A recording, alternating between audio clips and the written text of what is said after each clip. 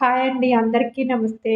Rose syrup అండి. రూ. 20 గులాబీ పువ్వులు, ఒక కప్పు పంచదార తీసుకోవాలి. గులాబీ పువ్వులను రేకలు తీసుకోవాలి. వాటర్‌లో కడిగి ఒక ప్లేట్‌లో తీసుకోవాలి.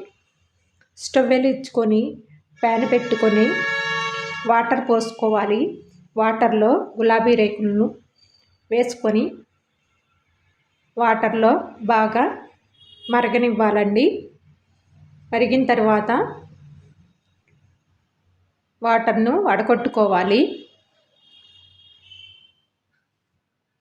వడకట్టుకొని మరలా వేరే గిన్నెలో పోసుకొని బాగా మరగనివ్వాలి. కప్పు పంచదార వేసి బాగా మరగనివ్వాలండి. చూడండి, మరిగిన తర్వాత సిరప్ తయారయ్యింది. రోజ్ సిరప్ అండి. ఇది రోజ్ మిల్క్ కూడా తయారు చేసుకో